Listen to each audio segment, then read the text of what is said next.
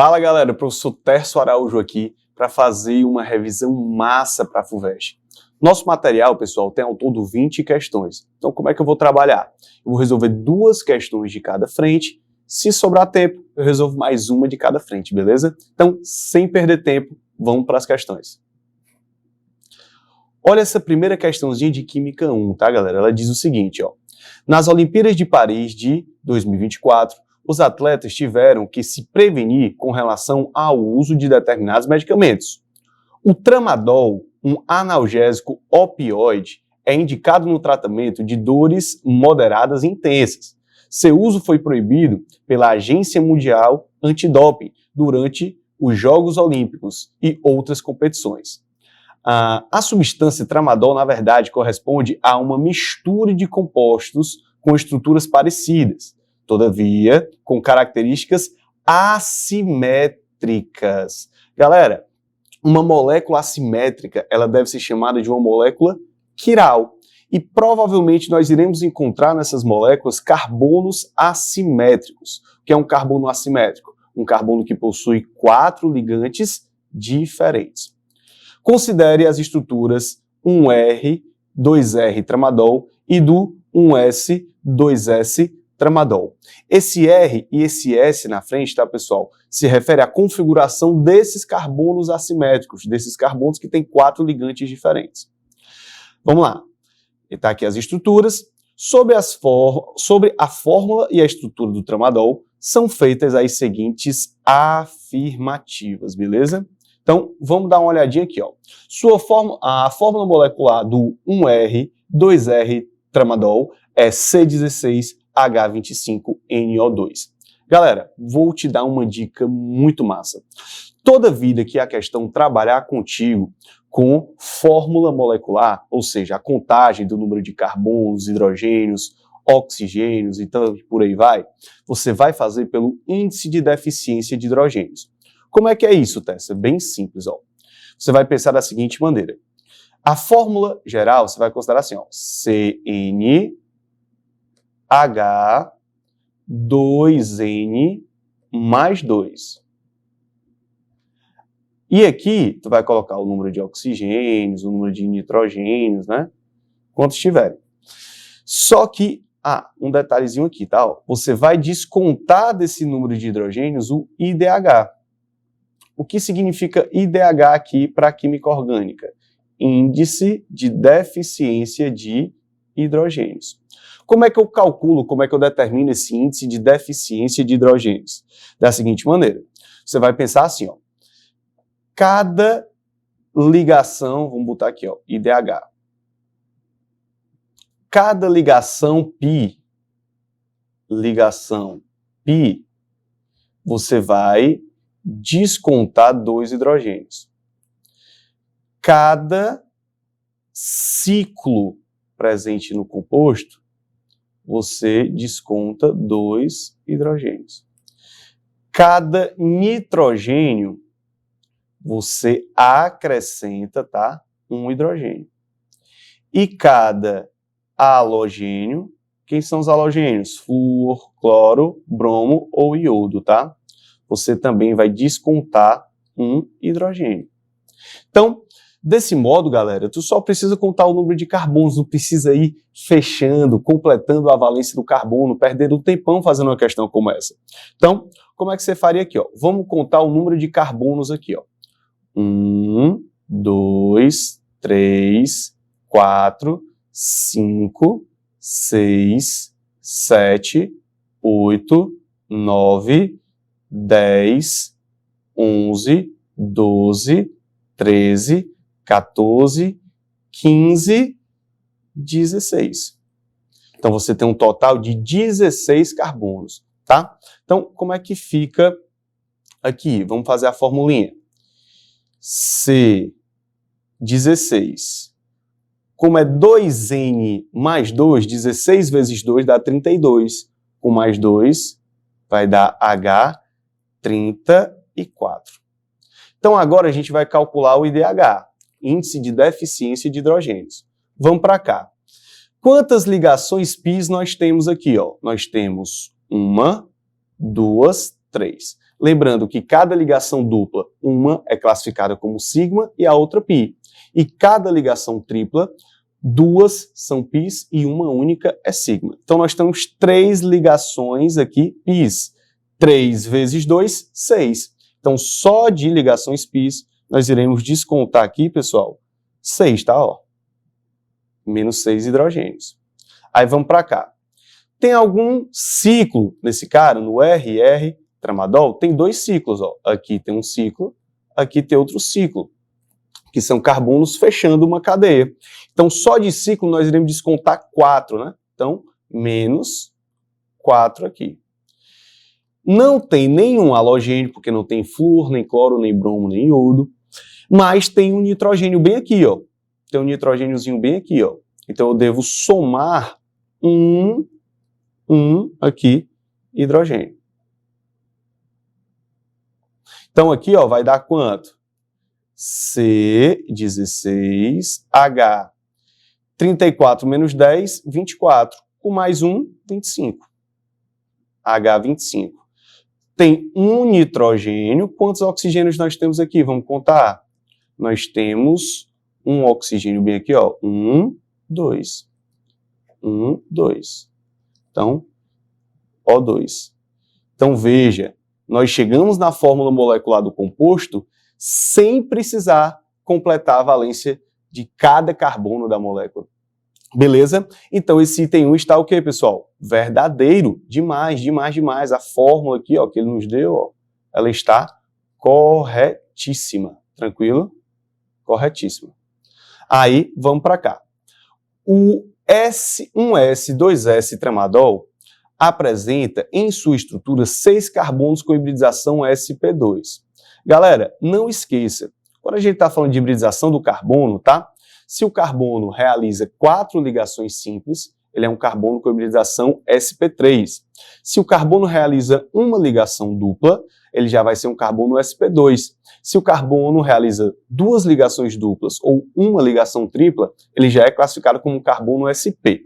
Então nós temos que olhar os carbonos que estão pelo menos fazendo uma ligação dupla.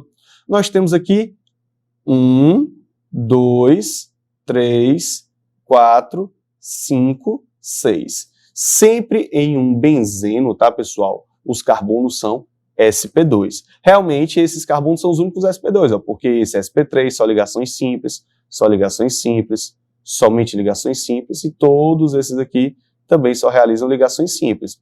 Portanto, realmente, são 6 carbonos aí com hibridização sp2. Então, esse item está verdadeiro.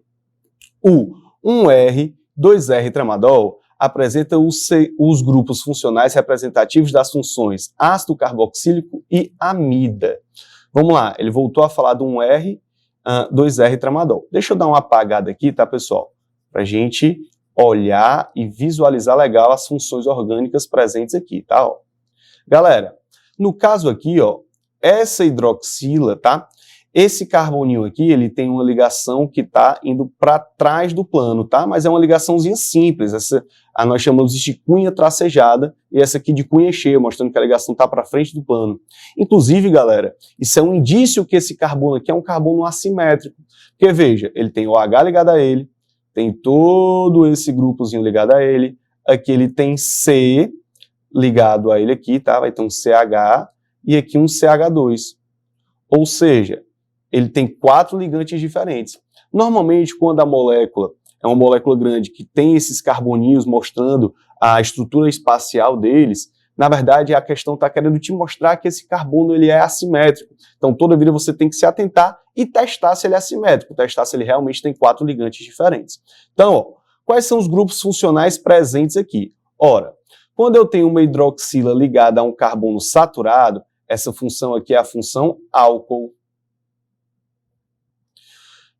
N ligado a 3 carbonos aqui, isso aqui é uma amina e não amida. É uma amina terciária, tá? Porque ela está ligada a 3 carbonos. Bem aqui, ó, nós temos um oxigênio entre 2 carbonos. Esse cara te mostra a função éter, tá? É o grupo funcional da função éter. Portanto, esse item está o quê? Falso. Esse itemzinho aqui está falso. Não tem nem ácido carboxílico, nem amida. Os dois compostos representados são isômeros ópticos. Galera, item verdadeiro, tá bom? Isômeros ópticos são isômeros, é um tipo de isomeria observado em moléculas quirais, em moléculas que possuem assimetria. Então, toda vida que tiver um carbono assimétrico representa, sim, uma isomeria óptica. E veja que é o mesmo composto, eu só estou mudando a configuração dos carbonos. É importante destacar, pessoal, que na isomeria óptica, as propriedades físicas e químicas são bem parecidas, tá? Não muda muito de um para o outro. Entretanto, a bioatividade muda. Quando esses compostos entram em contato com o nosso corpo, eles podem ter ações diferentes no nosso organismo.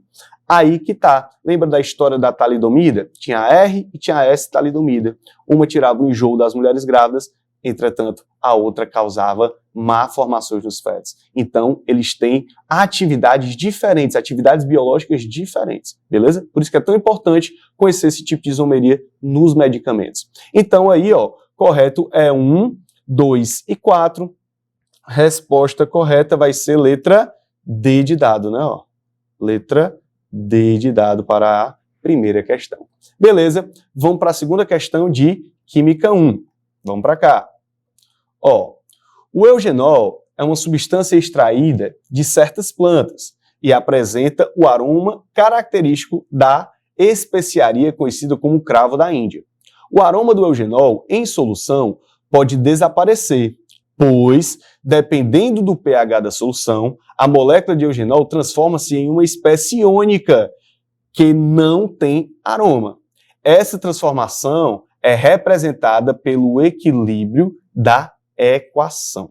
Veja, o eugenolzinho aqui, tranquilão, tranquilão, tem o aroma de cravo. Entretanto, quando eu coloco aqui uma hidroxila, ou seja, quando eu deixo um pH mais alto, né, aqui, ela forma esse composto iônico aqui, tá? E ele perde o aroma. A espécie que tem carga, ela perde o aroma. Então vamos lá, ó. A fórmula molecular do eugenol e a faixa de pH em que a solução exibirá um aroma intenso, tá certo? Galera, vamos para cá. Primeira coisa que eu preciso destacar, mais uma vez a questão está cobrando fórmula molecular. Então, como eu te ensinei na primeira questão, nós iremos realizar pelo IDH, que é bem simples, bem tranquilo e vai nos ajudar muito. Segundo ponto, essa questão ela é legal porque ela também trabalha com um equilíbrio químico.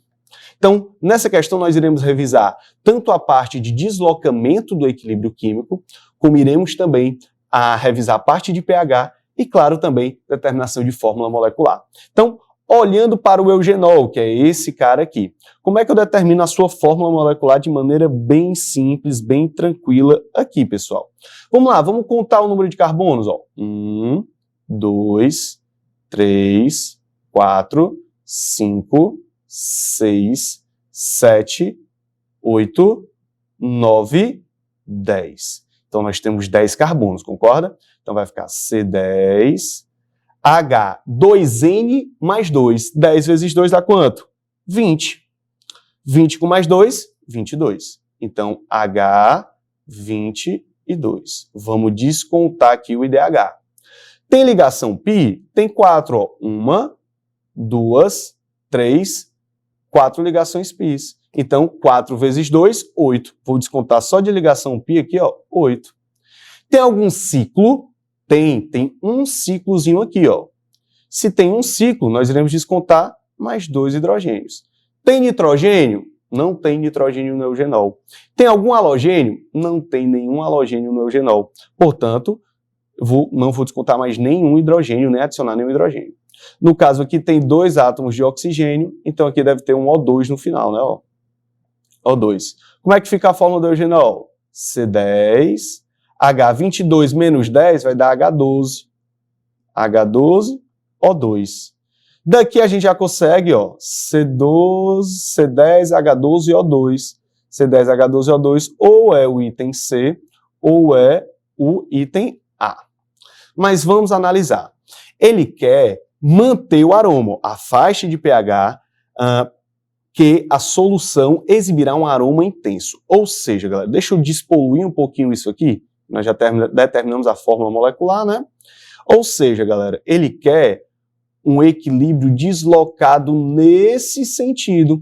Ele quer deslocar o equilíbrio para o lado dos reagentes.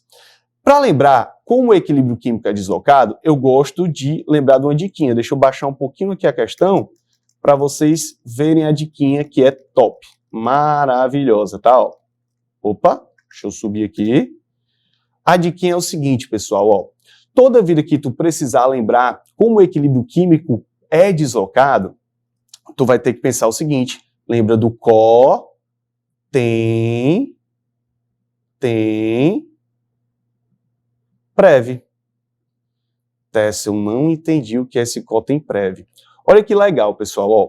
Se você aumenta a concentração de algo, você desloca o pH para o lado. Opa, desloca o equilíbrio para o lado oposto. Ou seja, se eu aumentar a concentração de um reagente, eu vou deslocar o equilíbrio para o lado dos produtos.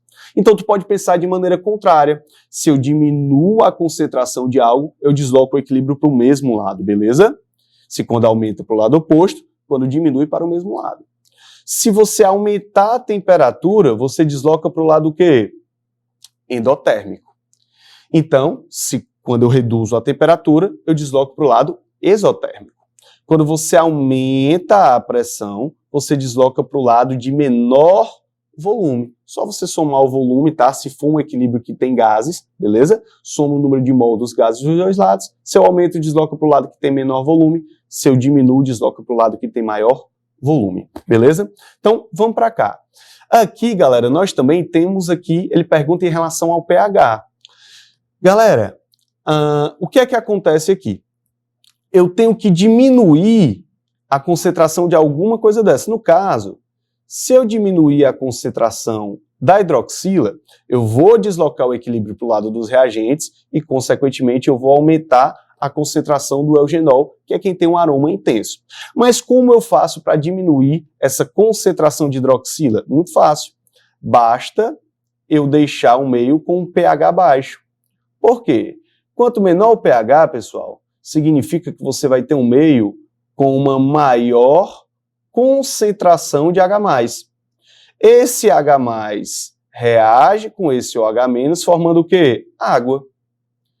Como reage com o OH-, vai diminuir a concentração do OH-, deslocando o equilíbrio para o lado dos reagentes. Ou seja, eu tenho que ter um pH, o quê? Menor do que 7. Eu tenho que ter um pH ácido, tá, galera? Então, com isso, o item correto aqui, tá, pessoal? Vai ser o item C. Um pH menor do que 7. Um pH mais ácido. Porque esse H+ vai reagir com o H-, diminuindo a sua concentração. Sabe como é o nome disso, pessoal? Efeito do íon não comum. Efeito do íon não comum. Como assim não comum, Tess? Veja, se eu deixasse o pH mais alto, eu ia acrescentar hidroxila, se eu aumento a concentração, desloca para o lado oposto, e deslocar para o lado da espécie sem aroma, tá? Aí seria o efeito do íon comum, porque a hidroxila ela já está dentro desse equilíbrio. Agora, quando eu deixo o pH mais ácido, o H+ é o íon que não está presente nesse equilíbrio, ou seja, é um íon não comum, é um íon que não está participando diretamente do equilíbrio. Então, sem dúvida, resposta correta da questão, letra C de casa. Beleza? Vamos embora. Galera, eu vou pular um pouquinho e vou lá para as questões de Química 2, tá? E depois, qualquer coisa, a gente retorna para cá. Vamos para cá, Química 2, massa. Vamos embora. Só tomar uma aguinha aqui, ó. Em 1912, o químico alemão Fritz Haber desenvolveu um processo para sintetizar amônia diretamente a partir de nitrogênio, que é o N2, e hidrogênio, que é o H2. O processo, algumas vezes, é chamado de Haber-Bosch, também para homenagear Carl Bosch, engenheiro que desenvolveu o equipamento para a produção industrial da amônia. Na Primeira Guerra Mundial, para a produção de explosivos, a Alemanha dependia de insumos à base de nitrogênio e de outros países. Bloqueios navais, cortaram esse suprimento. Entretanto, pela fixação do nitrogênio do ar, a Alemanha foi capaz de continuar a produzir explosivos. Especialistas estimam que a Primeira Guerra Mundial teria terminado antes, em 1918, se não fosse o processo de Haber, tá, pessoal? O processo de Haber, ou processo de Haber-Bosch, promove a formação de amônia a partir da reação entre nitrogênio e hidrogênio gasoso. Esta reação pode se apresentar na forma de um equilíbrio químico, conforme mostra a equação. Sobre esse equilíbrio químico, analise as afirmativas abaixo, tá, galera? Vamos embora aqui. Ele se diz o seguinte, ó. Item 1. O aumento da pressão parcial do nitrogênio, tá? Desloca o equilíbrio no sentido para formar mais H2. Pessoal, olha para cá. Quando a questão diz que está aumentando a pressão parcial do nitrogênio, na verdade ele está adicionando mais hidrogênio. Aumentar a pressão parcial, o raciocínio que tu deve ter é o mesmo raciocínio da concentração, porque ele está aumentando a concentração desse gás nitrogênio. Então vamos para cá. Se eu aumento a concentração de nitrogênio, eu vou deslocar o equilíbrio para o lado oposto, ou seja, eu vou favorecer a formação do NH3. E o que é que acontece com esse hidrogênio? Ele vai ser mais consumido para manter o equilíbrio, então o hidrogênio vai diminuir. Então, galera, esse item está o quê? Falso, beleza? Falso demais. Em determinada condição, se a concentração de N2 for 10, a de H2 for 1 e a de NH2 for 2, o quociente reacional será de 0,0125. Galera, 0,0125. Beleza. Galera, o que é o quociente reacional? O quociente reacional se calcula da mesma maneira da constante do equilíbrio. A diferença é que o quociente reacional não é necessário que a reação esteja em equilíbrio. Então, como é que fica isso aqui, ó? Toda constante do equilíbrio é produto sobre reagente. Então, isso aqui vai ficar assim, ó. A concentração de NH3 elevado a 2, tá? Sobre a concentração de N2 aqui elevado a 1, vezes a concentração de H2 elevado a quanto? A 3. Então, vamos para cá. Vamos aplicar com as concentrações que ele me deu. Ele me disse que a de NH3 é 2, né? Então, isso aqui vai ficar, ó, 2 elevado ao quadrado, dividido. Concentração de nitrogênio é quanto? A de nitrogênio é 10, né? Então, vai ser 10 elevado a 1, vezes a de hidrogênio, ele disse que é 1. 1 elevado ao quê? A terceira, né? Fazendo essa continha, vai ficar 4 dividido... Opa, só colocar esse expoentezinho aqui fora, tá? Para ficar mais corretinho. 4 dividido por quanto? Por 10. Ou seja, vai dar 0,4 o quociente racional. Então, não é 0,0125. Esse item também é um item o quê? Falso. Ele diz o seguinte, ó. O aumento da pressão total aumenta a formação do NH3. Vamos dar uma olhadinha aqui, ó. Galera, como eu expliquei na questão passada, tá? Lembra do Cotten-Prev. Quando eu aumento a pressão total do sistema, eu desloco o equilíbrio para o lado de menor volume. E quando eu diminuo a pressão total do sistema, eu desloco o equilíbrio para o lado de aumenta a pressão para o lado de menor volume, diminui a pressão para o lado de maior volume. Se você olhar aqui, ó, nesse lado você tem 1 mol gasoso mais 3 mols gasosos, ou seja, no lado dos reagentes, tu tem 4 volumes de gás. No lado dos produtos, tu só tem 2 mols gasosos, ou seja, 2 volumes de gás. Se eu aumentar a pressão, eu vou deslocar para o lado de menor volume. Realmente eu desloco para o lado do NH3. Ou seja, esse item 3 aqui, ele está verdadeiro. Aí vamos embora. A adição de gás hidrogênio a volume constante desloca o equilíbrio no sentido a formar mais NH3. Mais uma vez, Cotten-Prev. Se eu aumento a concentração, desloca para o lado oposto. Se o nitrogênio é 1, o hidrogênio é um reagente, Quando eu aumento a concentração de hidrogênio, eu desloco o equilíbrio para o lado oposto, que é formando mais amônia. Então, esse item 4 também está o quê? Verdadeiro. Com isso, a resposta correta é a letra D, 3 e 4. Beleza, galera? 2 itens verdadeiros, 3 e 4. Resposta é a letra D. Vamos embora, sem perder tempo. Vamos para cá, para essa questãozinha. Deixa eu só baixar um pouquinho aqui, tá? Para ficar melhor da gente visualizar a questão. Vamos embora.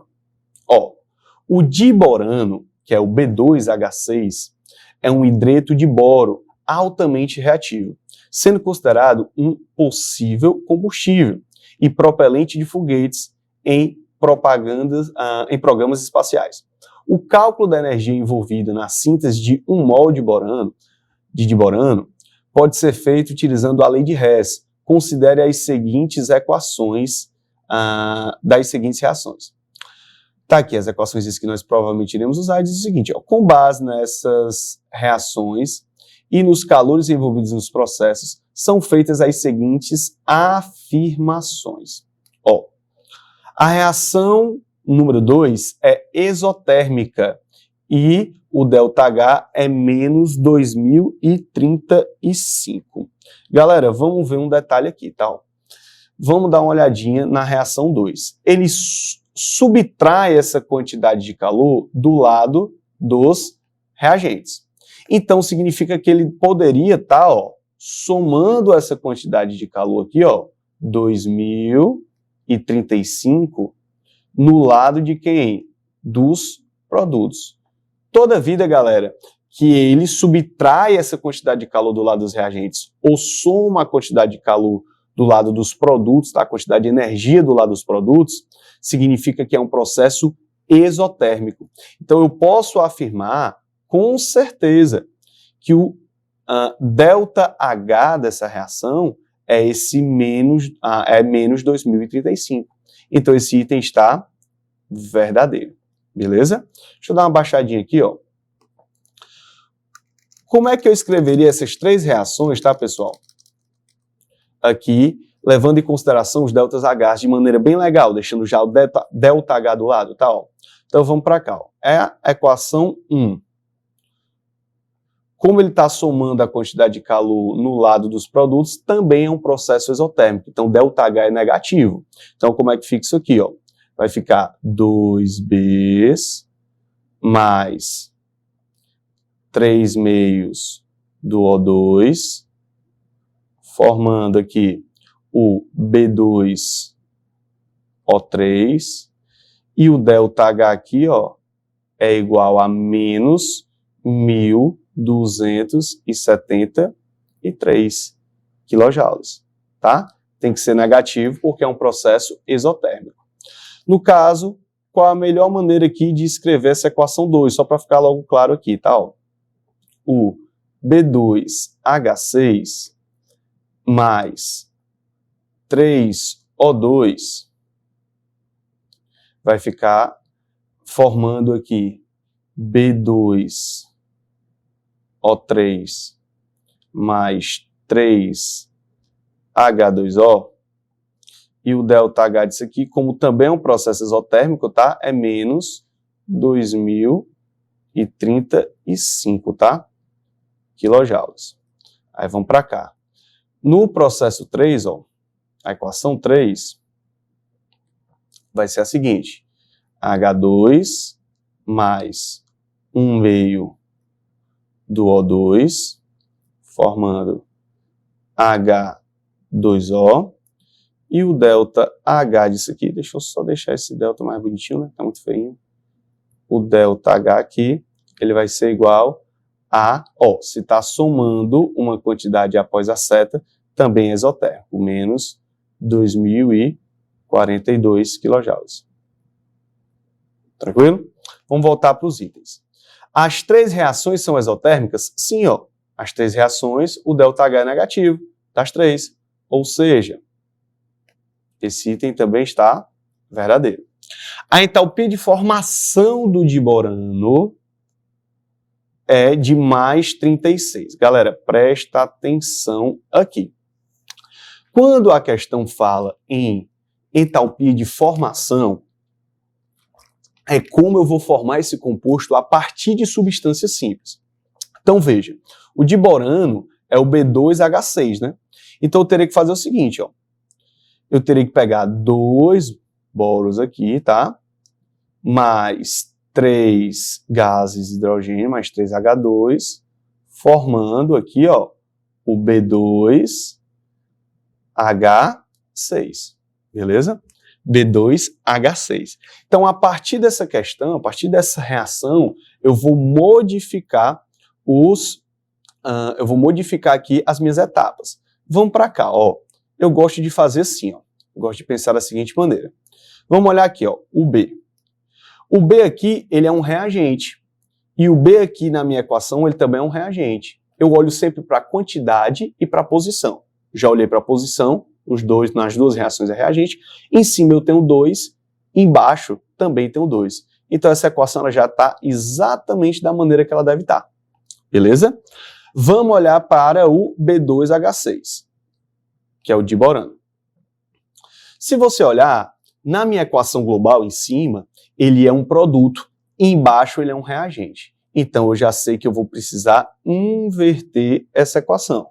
Lembrando que se eu inverto a equação, eu troco o sinal do ΔH, tá certo?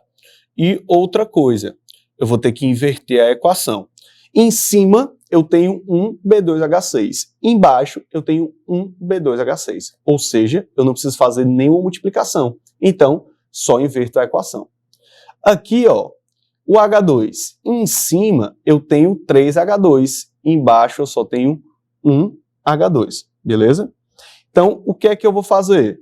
Eu vou ter que multiplicar essa equação por 3. Lembrando, pessoal, que a variação da entalpia é uma propriedade extensiva. Depende da quantidade. Se eu vou multiplicar essa equação por 3, eu vou ter que multiplicar esse valor que é 242 também por 3.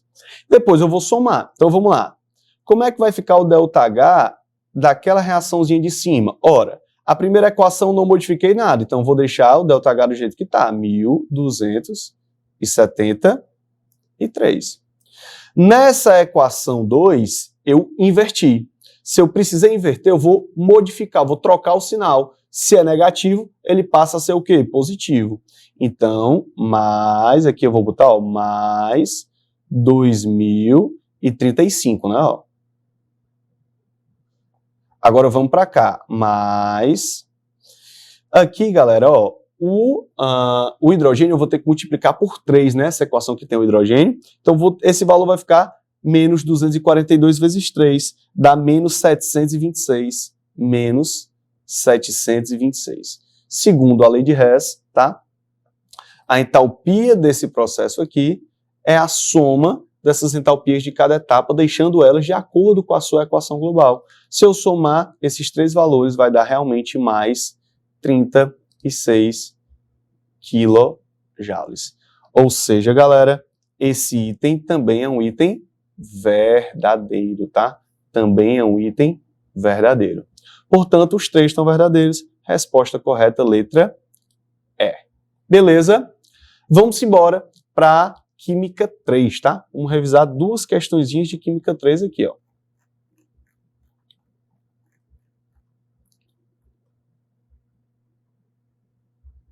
Vamos embora.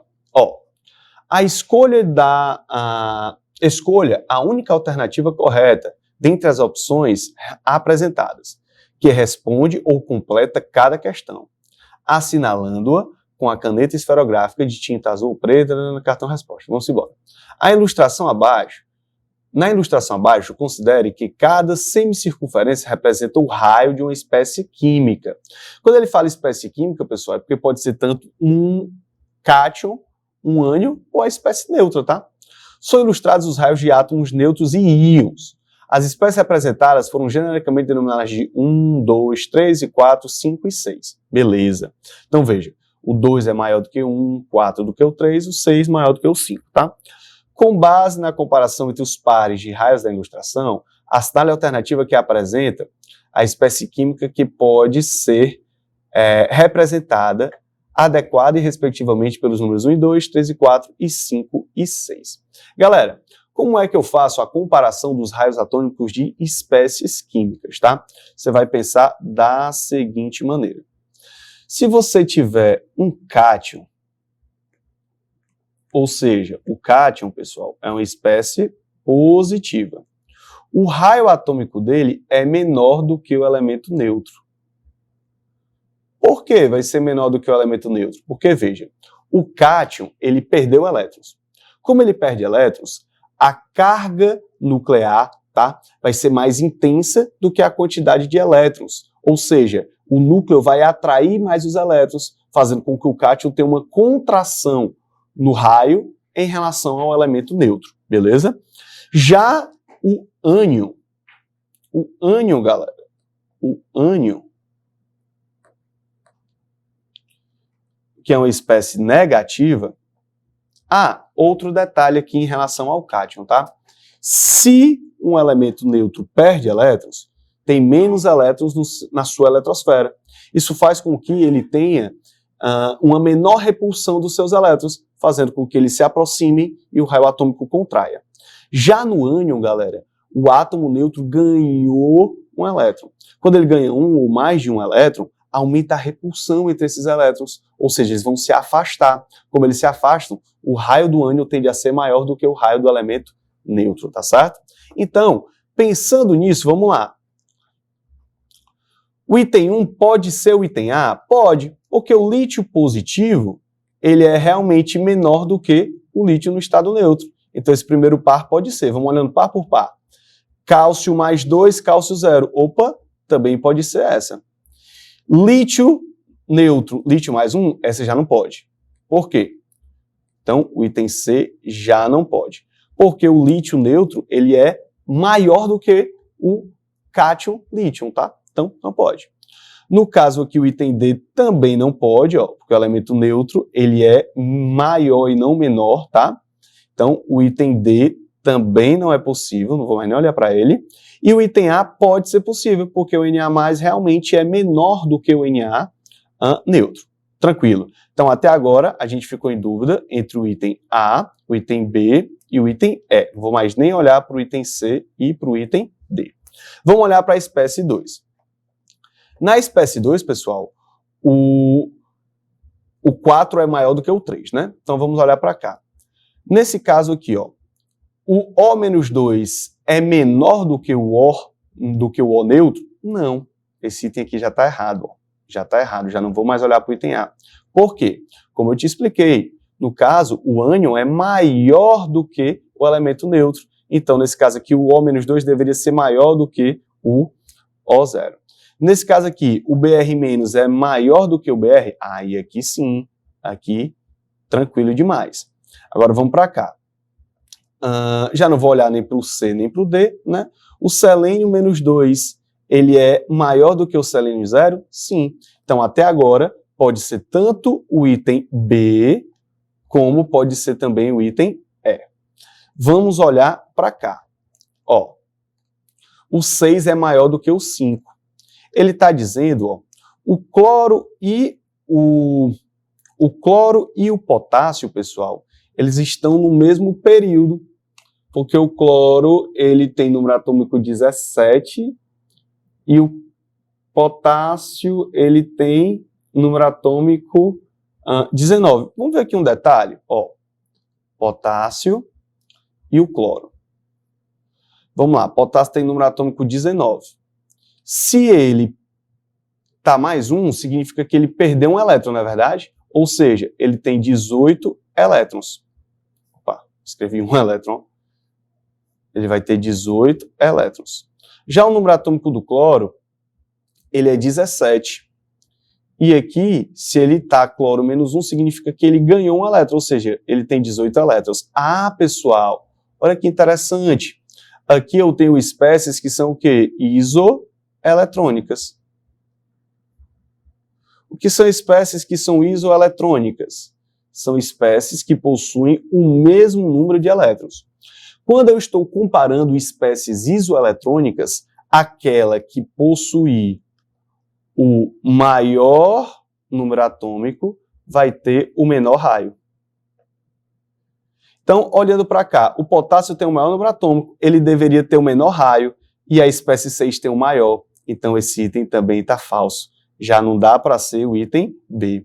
Com isso, só nos resta marcar o item E, beleza? E aqui confirma, ó, bromo maior do que o rubídio, tranquilo? Então, resposta correta, letra E. Questãozinha bem legal, tá? Sobre propriedades periódicas, tranquilo? Vamos embora aqui, ó.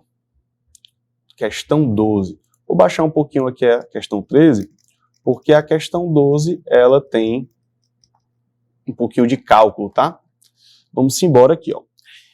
Em atividades militares de campo, podem ser utilizados aquecedores químicos sem chama para o aquecimento de rações operacionais. O óxido de cálcio, que é o CaO, um dos principais produtos químicos aproveitados nesses aquecedores. Esse composto químico reage com água, gerando o produto hidróxido de cálcio, além de grande quantidade de calor. Por ser extremamente exotérmico, ou seja, significa que libera energia nesse processo, tá, pessoal? Pode ser empregado como aquecedor químico para esquentar reações operacionais e em atividades militares. No preparo do aquecedor químico sem chama, cada um dos 50 soldados de um pelotão levou consigo um pote contendo 140 gramas do óxido de cálcio com 80% de pureza. Considerando-se o consumo total do reagente de todos os soldados do pelotão e a reação completa do óxido de cálcio com a água, a massa de produto gerada nessa reação foi de top. Vamos aqui. Primeiro passo, galera, a gente precisa determinar qual a quantidade de óxido de cálcio que vai ser utilizado aí. Você vai pensar da seguinte maneira, ó. Cada soldado leva consigo 140 gramas. Mas não são 50 soldados? 140 vezes 50 vai dar um total de 7.000 gramas de quê? De CaO. Tranquilo? Aí vamos para cá. Segundo passo. Mas essa massa, 7.000 gramas, é tudo CaO? A questão te disse que tem 80% de pureza.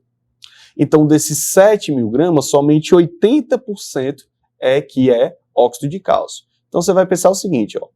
7.000 gramas era se a tua pureza fosse 100%. Entretanto, a tua pureza é de 80%. Qual vai ser a quantidade aqui de óxido de cálcio?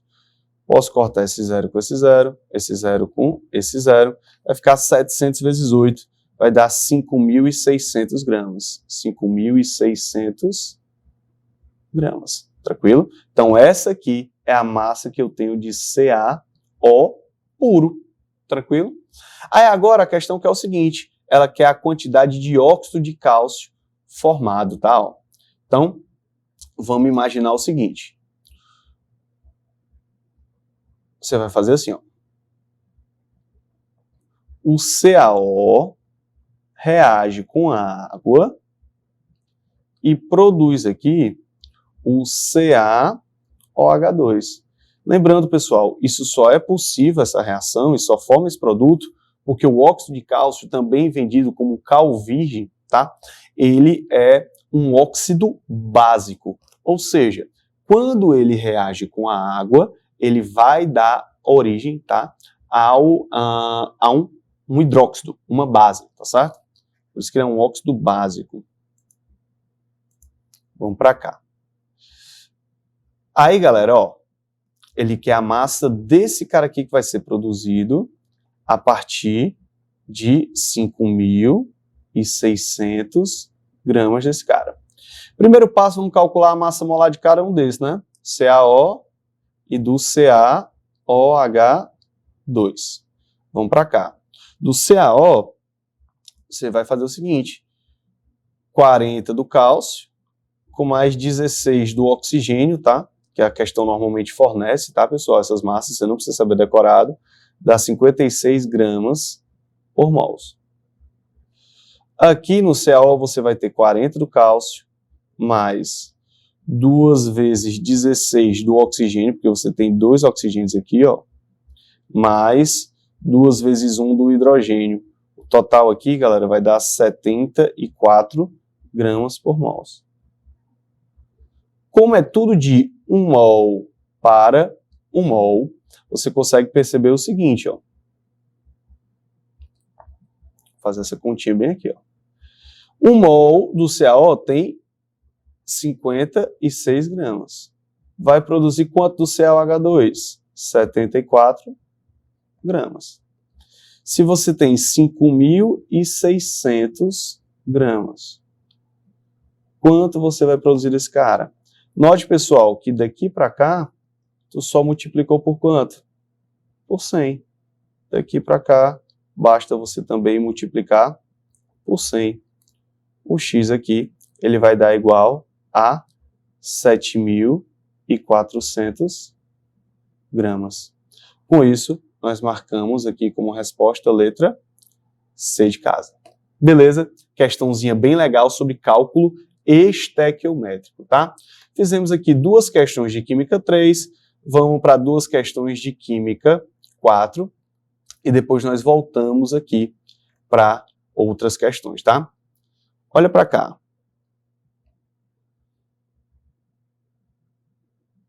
Ó, ao realizar um experimento, um aluno deixou cair uma certa quantidade de sal de cozinha em um copo contendo 100 ml de óleo de soja. Para recuperar o sal, o aluno misturou 100 ml de água fria e agitou vigorosamente.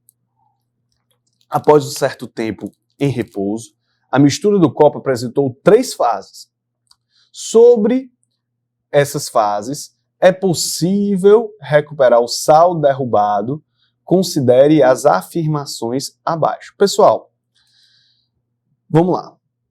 Vamos tentar representar isso aqui, tá? Primeiro, ele pegou e botou o sal, certo?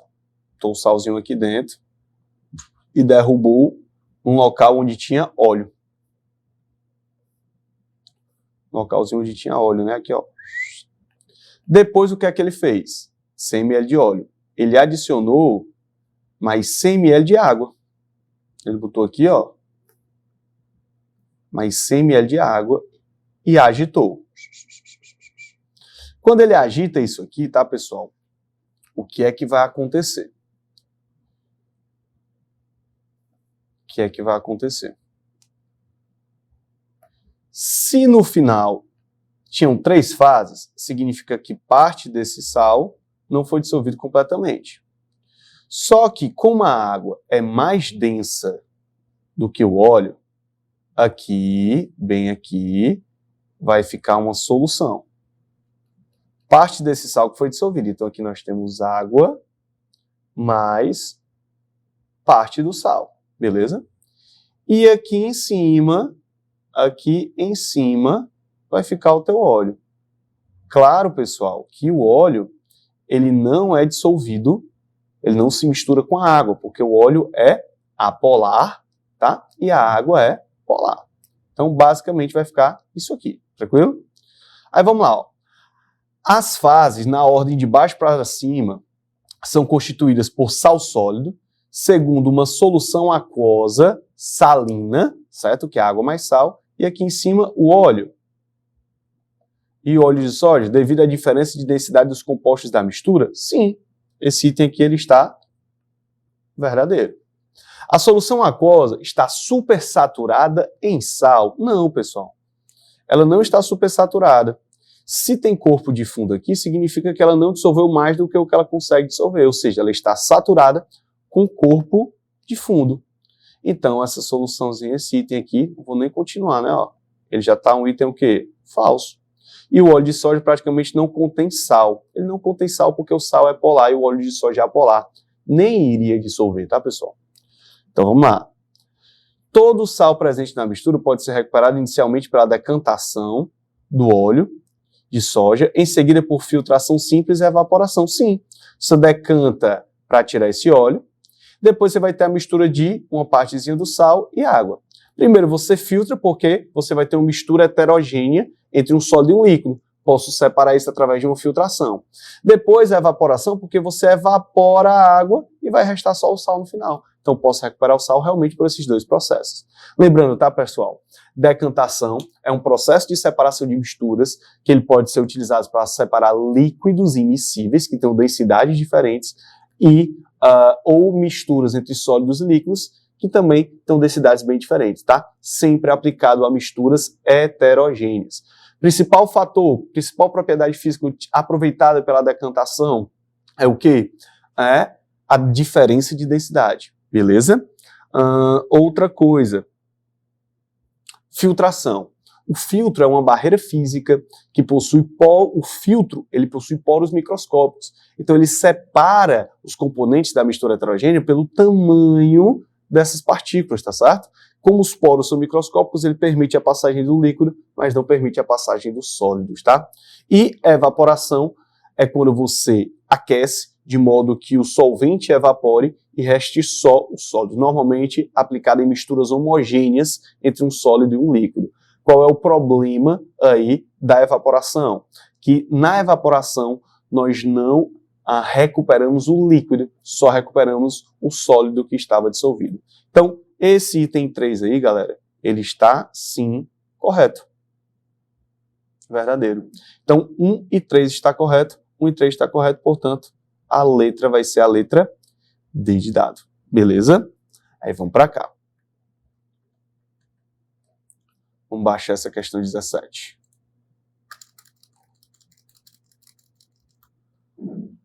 Olha o que ela diz, ó. O gráfico abaixo representa o diagrama de aquecimento de um mol de água.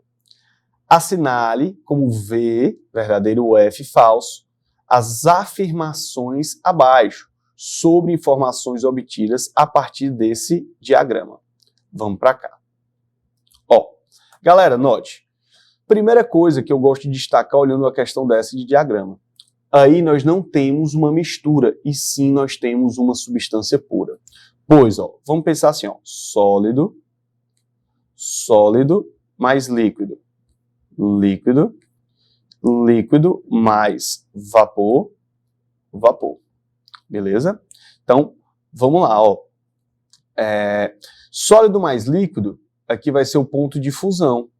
Por isso que a água é sólida abaixo de zero, ó. Abaixo do seu ponto de fusão. Aqui, ó, líquido mais vapor é o ponto de ebulição da água. E como é que eu sei aqui que isso aqui é uma substância pura? Pois esses pontos estão constantes, tá? Ó. Eles estão constantes, tranquilo?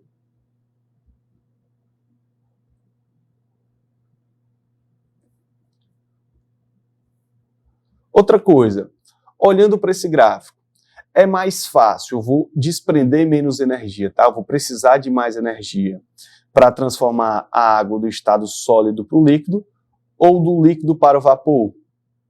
Veja, pessoal, ó, eu só gasto 6 kJ aqui durante o processo de fusão, mas eu gasto 40,7 kJ para o processo de ebulição, né? Ó, para a água sair totalmente do estado líquido até chegar no estado de vapor. Portanto, galera, é mais difícil você evaporar a água do que você passar a água, tá? Do estado sólido para o estado líquido, tá? Fazer a fusão da água. Então, vamos para cá. Ó, os segmentos de reta AB, CD e EF apresentam processos de aquecimento. Sim, porque você nota que nesses processos aqui, ó, a temperatura está aumentando. Ela estava abaixo de zero, aumentou até zero. Estava em zero e aumentou até, ó, de C até D. E de E até F também, ó, está aquecendo, está aumentando a temperatura. E os segmentos B e C representam processos de mudança de estado físico, sim. Um negócio legal também, galera, é lembrar que durante a mudança de estado físico coexistem dois estados físicos. Então, durante essa mudança, durante a fusão, coexiste o estado sólido e o estado líquido. E durante a ebulição, coexiste o estado líquido e o estado de vapor. Se você tem um copo com água e gelo, ali, enquanto houver gelo, está ocorrendo a fusão, ou seja, está coexistindo o estado líquido da água e o estado sólido da água, beleza? Então, apresenta mudanças no estado físico. Esse item está, então, verdadeiro, tá bom? O calor absorvido durante a vaporização, pessoal, o que é a vaporização? Mudança do estado líquido para o estado de vapor.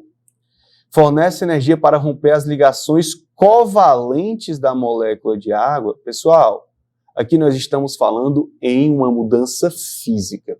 A mudança física pode até quebrar as interações intermoleculares, mas a ligação entre os átomos aí, que é a ligação covalente, ela não vai mudar nesse processo. Lembrando, mudança de estado físico é um processo físico e eu não mudo o meu composto. Se eu tenho água no início, eu vou ter água no final. Se fosse aí, por exemplo, a eletrólise da água, passar uma corrente elétrica para quebrar a molécula de água, hidrogênio e oxigênio, aí sim quebra a ligação covalente. Aí é um processo químico e não físico. Como estamos trabalhando com processos físicos, esse item aqui está muito errado, tá, pessoal? Aí vamos embora, ó. A variação da entalpia total para a obtenção de 1 mol de vapor de água a 100 graus Celsius a partir de 1 mol de água sólida é de 54,2 kJ. Galera, basta você somar, ó, a energia aqui, mais essa. Se você somar, realmente esse valor vai dar mais 54,2. Esse item está também verdadeiro. Detalhe, tá, pessoal? Esse ΔH ele é positivo porque a água precisa absorver energia para ser aquecida. Toda vida que se absorve energia, processo endotérmico, ΔH positivo. Toda vida que se libera energia, se eu fosse fazer o contrário, sair do vapor para o líquido, aí ele estaria liberando essa quantidade de calor. Ele absorve 40,7 para se transformar em vapor, mas ele libera 40,7, ou seja, negativo, para voltar do vapor para o líquido, tá? Então, cuidado com esse detalhe. Esse item aqui, ele também está verdadeiro, tá? A condensação. O que é a condensação? Condensação é a passagem do vapor para o líquido, tá? De 6 gramas de vapor d'água a 100 graus Celsius libera, ou seja, esse aqui é negativo, 13,6 kJ de calor. Vamos para cá. Ele quer sair do vapor para o líquido. Se você pegar aqui, 1 mol de água, ele tem 18 gramas, né? 2 gramas do hidrogênio e 16 gramas de oxigênio. Então, 18 gramas aqui, ó. 18 gramas aqui vai estar para menos 40,7. Lembrando, pessoal, por que eu estou colocando o sinal negativo? Porque ele está retornando, ele está liberando esse calor para voltar, está liberando essa energia para voltar do vapor para o líquido, tá? Só que se aqui forem 6 gramas, né, que é o que o item diz, quanto vai ser de calor liberado aqui? Esse calor liberado vai ser menos 13,6. Se liberado aí, pessoal, é porque o calor é um processo exotérmico. Portanto, esse item também está um item o quê? Verdadeiro. Então, VFVV. VFVV é o item o quê? C de casa. Tranquilo, galera. De boa, de boa, de boa. C de casa. Questãozinha bem bacana, tá? Olha aí, ainda temos um tempinho. Então vamos voltar lá para a Química 1. Vamos fazer mais uma questão de Química 1, uma de Química 2, uma de Química 3 e uma de Química 4. Vamos torcer para dar tempo aqui. Vamos correndo. Vamos embora.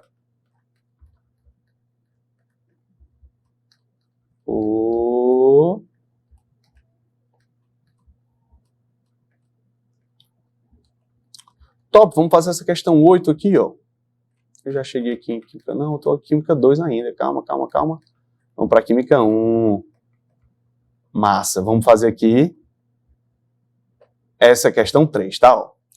Quanto maior o consumo de carne vermelha, maior o risco de desenvolver diabetes tipo 2. Fator de risco para doenças cardiovasculares e câncer. Comer carne vermelha processada, salsicha, cachorro-quente bovino ou suíno e bacon, ou não processada, hambúrguer magro ou normal, carne bovina, suína ou de cordeiro, como sanduíche ou prato principal, foi associada a um risco de 51% e 40% maior de diabetes tipo 2. O estudo não prova que comer carne vermelha causa diabetes tipo 2, mas já se sabe que a gordura saturada, o que é uma gordura saturada, pessoal? É uma gordura de cadeia linear, tá? Que só tem ligações simples entre os carbonos. Abundante em carnes vermelhas reduz a sensibilidade à insulina e o funcionamento das células beta do pâncreas, que produzem insulina, responsável pelo controle da glicose no sangue. Considere as seguintes estruturas para a glicose. Glicose aqui de cadeia fechada e a glicosezinha na cadeia aberta, tá? Um ácido carboxílico é o produto da reação de, vamos lá, da estrutura tananã. Vamos voltar aqui, um segundinho.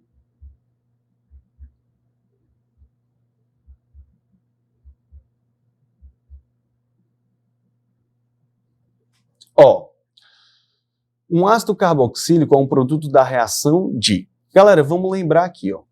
Para produzir ácido carboxílico, as reações mais comuns que são cobradas do vestibular são as reações de oxidação.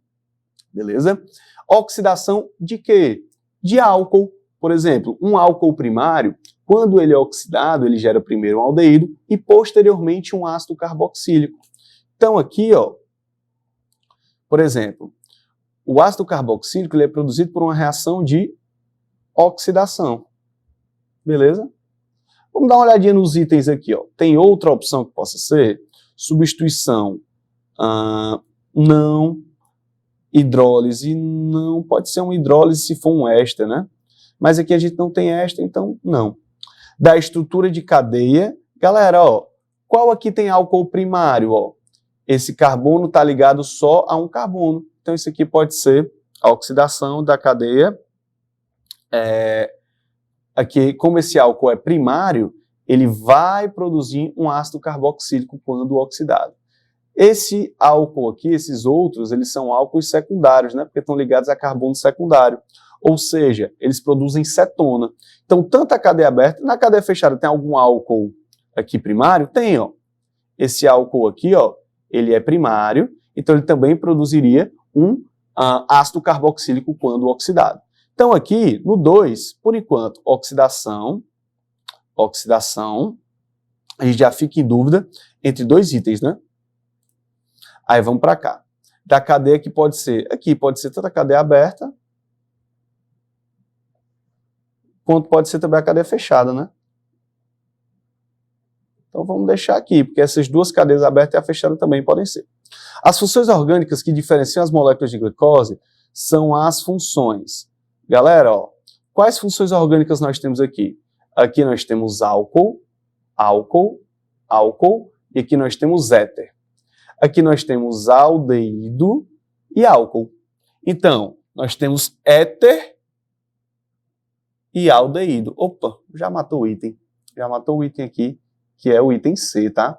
Mas vamos continuar aqui. Então, aqui, as funções presentes é a função éter, que é um oxigênio como heteroátomo entre dois carbonos, tá certo? E a função aqui, aldeído. Aldeído, tá?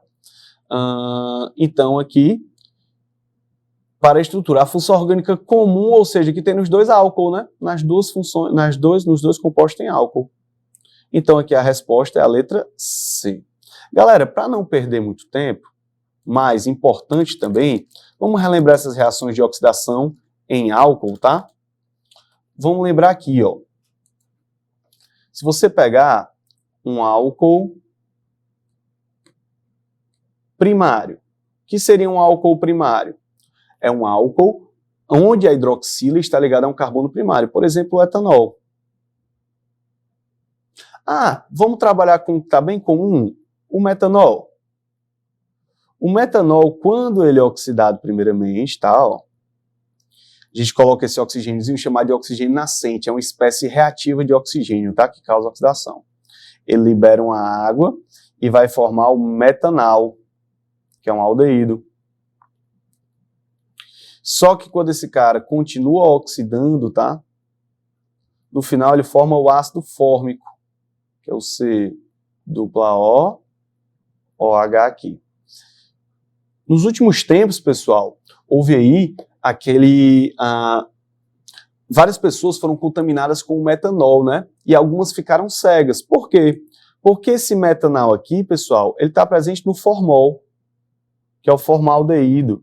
Esse cara é utilizado para conservar pessoas que morreram, tá? Defuntos, beleza? E esse cara aqui é o ácido chamado de ácido fórmico. O ácido fórmico, pessoal, ele está presente na picada das formigas, ou ácido metanóico. Por isso que arde quando você é picado por uma formiga, beleza? Nesse caso, galera, o ácido fórmico ele é neurotóxico e ele ataca os nervos ópticos. Por isso que as pessoas ficavam cegas, tá? Quando consumiam esse metanol. Estava muito comum aí, vamos aproveitar para falar disso, né? Ó. Aí, galera, quando é um álcool secundário,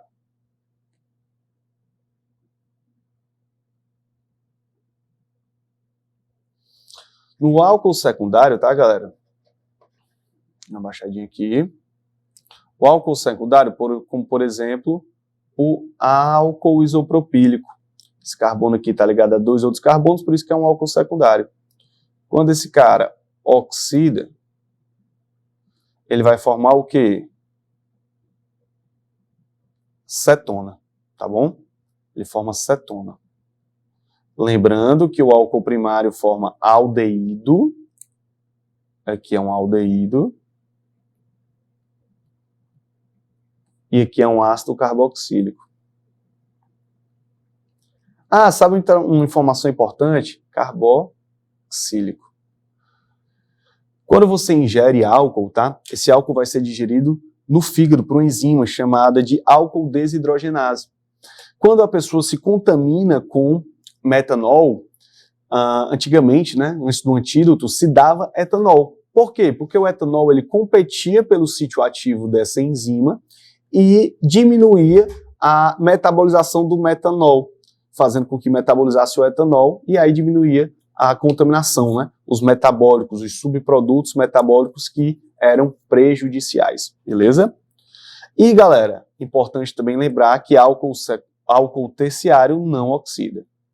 Álcool terciário não oxida. Beleza? Justamente porque esse carbono terciário ele vai ser um carbono mais estável, tá? Mais difícil de reagir aqui nesse caso. Ele vai ser mais estável, não oxida, não sofre reação de oxidação. Portanto, essa aqui é uma reação, galera, muito cobrada dentro de todos os vestibulares, e claro que a FUVEST também cobra esse tipo de reação. Então, resposta correta da questão 3 é o item C de casa. Beleza? De boa. Vamos descer lá para as questões de Química 2. Uma questão de Química 2 que eu quero fazer com vocês, pessoal, é essa daqui, ó. Vamos fazer essa questãozinha aqui, ó. Questão 8. Deixa eu descer ela aqui, para a gente ter mais espaço para trabalhar, tá? Ter mais espaço para trabalhar. Vamos lá, ó. Para proteger um metal 1 da corrosão, pode-se utilizar outro metal 2, que apresenta uma tendência maior em perder elétrons. Pessoal, ou seja, menor potencial de redução. Isso significa, se ele tem um menor potencial padrão de redução, ó, vamos pensar o seguinte, o maior potencial padrão de redução significa que o composto tende ao quê? Ele reduz. Ou seja, ele tende a ser o agente oxidante.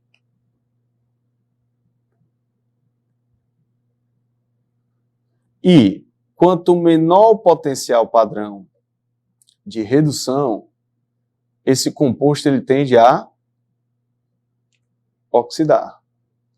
Como ele oxida, ele é agente redutor, tá? O metal de sacrifício é um metal mais facilmente oxidável, porque quando o ambiente vem oxidar, ele vai dar prevalência em reagir com aquele que reage mais fácil, ou seja, com o metal que mais facilmente oxida.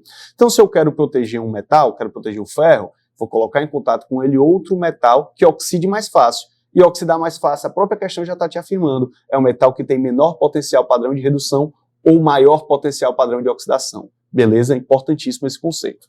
Esse metal 2 se oxida e evita a corrosão do metal 1, sendo, por isso, chamado de metal de sacrifício ou ânodo de sacrifício.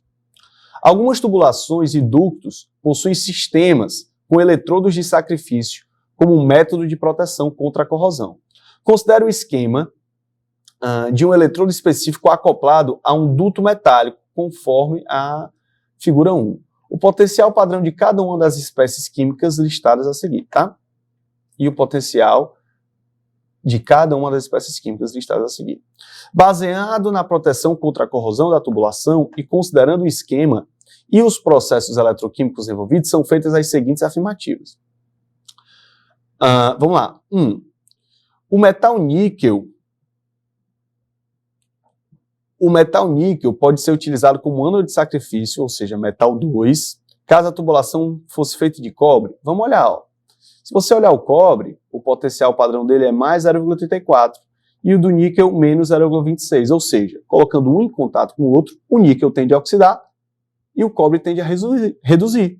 Então, como o metal de sacrifício tem que se oxidar no lugar do metal a ser protegido, esse item aqui ele está verdadeiro. Pode sim, ele tem que ser o metal de sacrifício mais facilmente oxidável, com menor potencial de redução em relação ao metal da tubulação.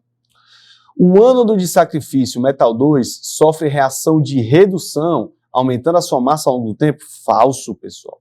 O metal de sacrifício, ele tem que sofrer o processo não de redução, e sim um processo de quê?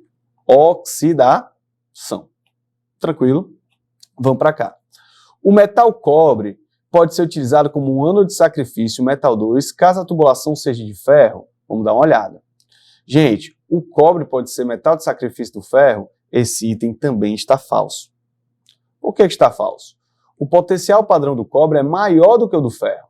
Se eu colocar um em contato com o outro, o ferro vai oxidar e não é o que eu quero. Eu quero que o ferro reduza para ele ser preservado e que o cobre oxide. Então esse item também está o quê? Falso. Vamos embora.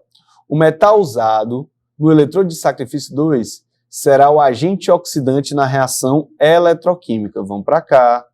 Esse item está falso. Vamos voltar aqui, ó. O metal com menor potencial de redução que oxida, tá? Que vai oxidar, reduz, oxida. Quem oxida, pessoal, é agente redutor. E a questão está dizendo que é agente o quê? Agente oxidante. Não, agente oxidante seria o metal que está sendo protegido. Então esse item também está falso. Aí vamos lá. Ó. Caso a tubulação, metal 1, seja de ouro, o ânodo de sacrifício, metal 2, pode ser constituído por qualquer outro dos metais apresentados acima. Olha que massa. Como o potencial padrão do ouro é mais 1,5, qualquer um desses outros é menor do que o do ouro. Ou seja, qualquer metal seria um ânodo de sacrifício, seria um metal de sacrifício. Então esse item aqui está verdadeiro. Com isso, 1 em 5, resposta letra B de bola. B de bola. Vamos lá. Vamos descer aqui para uma questãozinha de Química 3.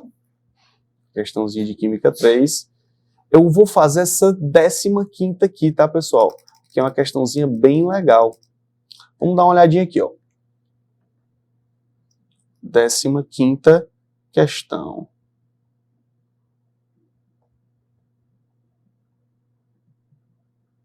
Ó, a economia circular é um conceito referente ao desenvolvimento econômico de um país que faz uso racional dos recursos naturais, implementa processo de reciclagem e otimiza etapas de fabricação. No Brasil, um exemplo dessa economia é a cadeia de produção a partir da cana-de-açúcar. Entretanto, a possibilidade de produção de hidrogênio como combustível, utilizando o etanol, talvez tenha chegado ao ápice da eficiência dessa economia. Recentes pesquisas reportam que é possível produzir gás hidrogênio, de acordo com a reação química global a seguir, fazendo uso de reforma eletroquímica. Aí diz o seguinte, ó. Tá aqui, ó, reaçãozinha. 1 mol do etanol vai produzir aqui, ó, 6 mols do gás hidrogênio, tal. Estima-se que, numa célula de reforma eletroquímica, para cada 8 litros de etanol, é formado 1 kg de hidrogênio, que pode ser utilizado como combustível verde em veículos automotores, indústrias, dentre outros. Com base nos conhecimentos sobre cálculo estequiométrico, a cenário alternativa que apresenta, correta e aproximadamente, o rendimento da reação da produção de gás hidrogênio a partir do etanol. Então vamos para cá, galera. Ó, primeiro passo dessa questão aqui, a gente vai ter que descobrir qual a massa de hidrogênio que vai ser, massa de etanol que vai ser utilizada aqui nesse processo. Então vamos para cá. Ele disse que é 8 litros de etanol e a gente tem a densidade do etanol aqui, ó, que é 0,7893. Então vamos para cá. Como é que eu descubro a massa? Nós sabemos que densidade é igual a massa dividido pelo volume, tá? Só que essa densidade, ó, veja que aqui está em ml, né? Ó. Então, a densidade, eu já sei que é 0,7893. E o volume aqui, se são 8 litros, são 8.000 ml. Tranquilo? Então, aplicando aqui na fórmula, né? Ó, 0,7893. Qual vai ser a massa empregada aqui quando eu tenho 8.000 litros? Essa massa aqui, pessoal, vai dar aproximadamente 6.314,4 o quê? Gramas. Ou 6, vamos botar assim, ó, 314 quilogramas, né? Ó. Beleza? Aí, vamos para cá. Segundo passo dessa questão aqui é a gente descobrir qual a massa de hidrogênio que vai ser produzida. Ó. Como aqui nós temos uma proporção de 1 mol do etanol para 6 mols do hidrogênio, a gente pode fazer o cálculo estequiométrico assim, ó. Vamos lá. Nós podemos fazer o cálculo estequiométrico assim.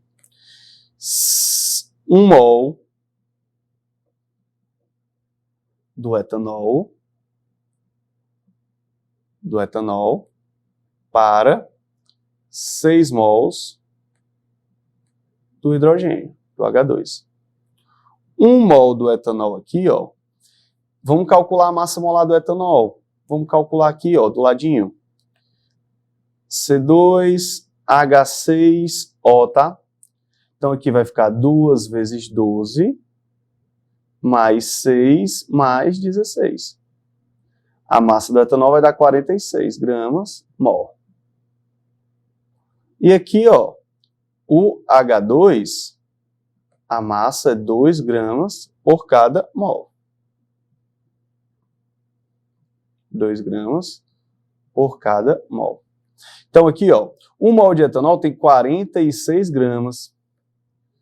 6 mols de hidrogênio vai ter 6 vezes 2 gramas. Só que aqui, ó, nós temos, na verdade, 6,314 quilogramas desse cara. Qual vai ser aqui a massa do hidrogênio que vai ser produzido? Pessoal, ó, tu pode cortar gramas com gramas, a tua resposta já vai dar em quê? Quilogramas. A massa do H2 aqui, galera, ela vai dar igual a 1,6 quilogramas. Aí vamos lá. Nesse caso aqui, galera, ó, a questão te disse que 8 litros gerava 1 kg de hidrogênio. Mas nós esperávamos produzir 1,6. Então, 1,6 kg, que era o que eu esperava produzir, é o meu rendimento de quanto? 100%. 1 kg aqui vai ser o rendimento de quanto? O rendimento aqui, ele vai ser de aproximadamente 62,5%. Aproximadamente 60%, né? Qual item que diz isso? Resposta letra D de dado. D de dado, aqui, 60%. Beleza, galera, tudo tranquilo. Fizemos aqui de Química 3. Vamos resolver mais uma questãozinha aqui de Química 4, tá? Ó, respondemos já essa aqui do gráfico. Respondemos essa aqui do gráfico. Vamos para... Opa, questãozinha bem tranquila aqui, a questão 18, ó.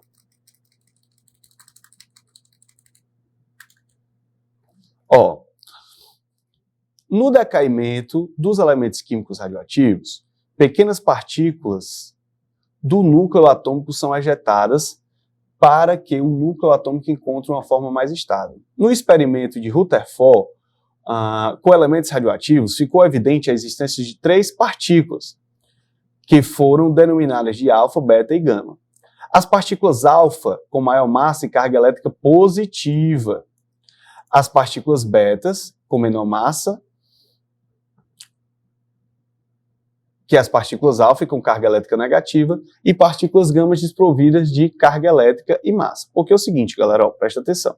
Alfa, ela é constituída, tem massa 4 e aqui embaixo mais 2, porque ela tem 2 prótons e 2 nêutrons, por isso que ela tem carga o quê? Positiva. Já a beta, que é como se fosse um elétron, é menos 1, tá? Aqui, carga menos 1. E a gama é uma radiação, é uma onda eletromagnética, tá? Que não tem carga e não tem massa, beleza? Esses experimentos consistem